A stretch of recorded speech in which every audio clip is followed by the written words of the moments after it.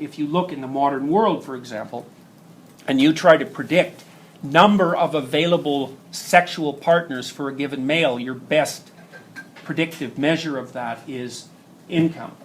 And the best predictive measure of that is intelligence and conscientiousness. Women aren't after resources. That's wrong.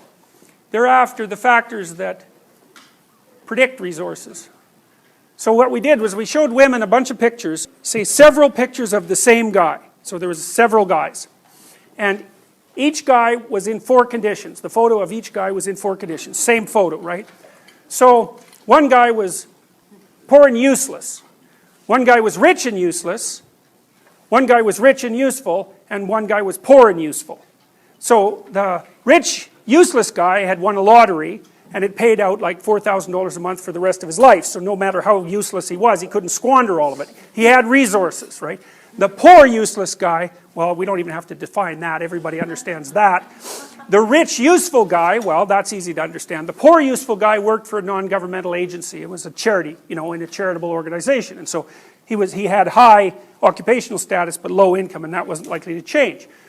So then we asked women to rate these men on a bunch of different attributes, including personality, but also on dateability, basically, and also on probability of considering a long-term relationship with someone like this. And wealth had no main effect. The only effect was usefulness. So the poor useful guy and the rich useful guy were attractive, more attractive to the women than the 2 useless guys, regardless of their socioeconomic status. And the women judged the useful guys as higher in openness and conscientiousness, which was pretty smart because openness is basically intelligence and conscientiousness is hard work, and those are the best predictor of socioeconomic success. So, and then, there are certain physical characteristics, wide shoulders in men and narrow waist. And what's interesting is that, if you take 60 people, let's say if you took 60 women and you asked them, you showed them a bunch of men and you asked them to rank them in terms of their attractiveness, there's going to be fairly consistent rankings.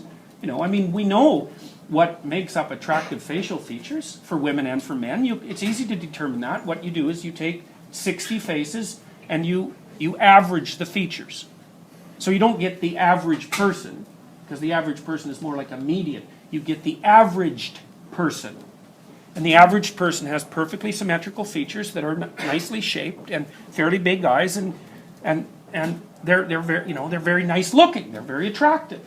And so that means that there's like a central human form, in a sense, that we find attractive. And we see this in other species. For example, there are butterflies who won't mate with another butterfly if it's like a 1/16 of an inch out of symmetry, because then it's not a butterfly of that type. And that's how people think too, is the more you deviate from the averaged person, the less canonically human you appear, and the less attractive that you appear. And so, we're chasing this ideal, in some sense, that's an emergent property of the nature of our species. There is an ideal, like a Platonic ideal, lurking at the back of our minds against whom we compare everyone that we meet. There was a funny study done by the guy who established one of the big dating sites, and he looked at how women rated men, and they rated the 50th percentile man at the 15th percentile. So 85% of men were below average according to women's ratings. Many men are petrified by women. They won't approach them at all. They have no idea how to talk to them. They're just petrified into immobility, and that's way more common than you think. And so that breeds resentment like you wouldn't believe, If you're chronically rejected by people, it's often because of your own insufficiencies. Whether that's cowardice or lack of social skills or whatever it is. It's like, you can't just brush it off as, oh, well, no one likes me, but really I'm okay. It's like, no, wrong. If everyone rejects you, there's probably something wrong. And it's probably deep and difficult, and it's going to be horrible to fix. And so, this isn't a trivial problem. It's not a trivial problem at all. We diverged from the common ancestor between us and chimpanzees about 6 million years ago. Here's why, at least in part. Chimpanzee females are non-discriminant maters. They'll mate with any male. When they go into heat, which human females don't, then any male is allowed access. Now the dominant males chase the subordinate males away. And so the dominant males are more likely to leave offspring, but it's not because of the female choice. It's not the case with human beings. Human females engage in hypergamy, and this is also true cross-culturally. Women mate across and up dominance hierarchies. Men mate across and down. The socioeconomic status of a woman is determines almost zero of her attractiveness towards a man. Whereas the socioeconomic status of a man is a major determinant of his attractiveness towards a woman. And it isn't his wealth either, because that's been tested. It's his capacity to generate and be productive and to share, because that beats the hell out of wealth. Wealth can disappear, right? But the capacity to be productive and share, that's a much more important element. And why not be chosen on the basis of that, especially because women have to have infants, and infants make the woman dependent, and the woman is just looking logically, rationally, and from an evolutionary perspective for someone who's useful enough to lend a hand.